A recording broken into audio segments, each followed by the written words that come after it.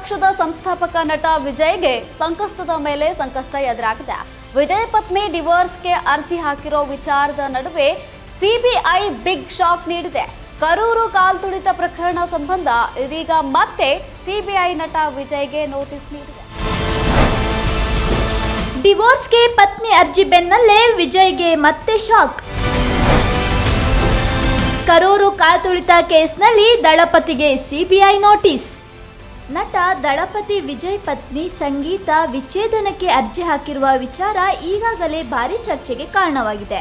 ಕಾಲಿವುಡ್ ನಟಿಯೊಂದಿಗಿನ ಸಂಬಂಧವಿರುವ ಆರೋಪಗಳ ನಡುವೆ ನಟ ವಿಜಯ್ಗೆ ಮತ್ತೊಂದು ಬಿಗ್ ಶಾಕ್ ಎದುರಾಗಿದೆ. 2025ರ ಸೆಪ್ಟೆಂಬರ್ 27ರಲ್ಲಿ ಕರೂರಿನಲ್ಲಿ ಉಂಟಾದ ಕಾಲ್ತುಳಿತ ಪ್ರಕರಣ ಸಂಬಂಧ ಸಿಬಿಐ ನೋಟಿಸ್ ಜಾರಿ ಮಾಡಿದೆ. ಕರೂರು ಜಿಲ್ಲೆಯ ವೇಲುಸ್ವಾಮಿಪುರಂನಲ್ಲಿ ವಿಜಯ್ ಅವರ ಪಕ್ಷವಾದ ತಮಿಳಿಗ ವೆಟ್ರಿ ಕಳಗಂ ಪಕ್ಷವು ಬೃಹತ್ ರ್ಯಾಲಿ ಒಂದನ್ನು ಆಯೋಜಿಸಿತ್ತು. ಈ ವೇಳೆ ನಟ ವಿಜಯ್ ನೋಡಲು ಸಾವಿರಾರು ಜನರು ಮುಗಿಬಿದ್ದಿದ್ದರಿಂದ ಕರೂರಿನಲ್ಲಿ ಕಾಲ್ತುಳಿತ ಉಂಟಾಗಿ 41 ಜನ ಪ್ರಾಣ ಕಳೆದುಕೊಂಡಿದ್ರು. ಈ ವಿಚಾರವಾಗಿ ನಟ ವಿಜಯ್ಗೆ ಸಿಬಿಐ ನೋಟಿಸ್ ನೀಡಿತ್ತು. ಟಿವಿಕೆ ಅಧ್ಯಕ್ಷ ನಟ ವಿಜಯ್ಗೆ ಸಿಬಿಐ ಬುಲಾವ್.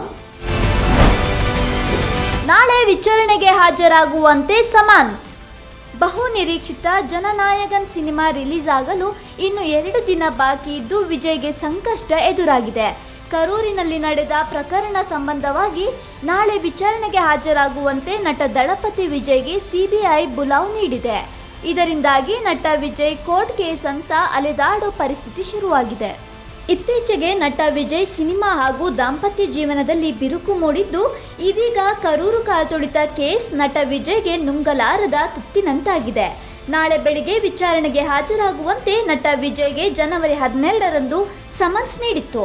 ನಾಳೆ ದೆಹಲಿಯ ಕೇಂದ್ರ ಕಚೇರಿಗೆ ಬರುವಂತೆ ಸಿಬಿಐ ಸಮನ್ಸ್ ಜಾರಿ ಮಾಡಿದೆ.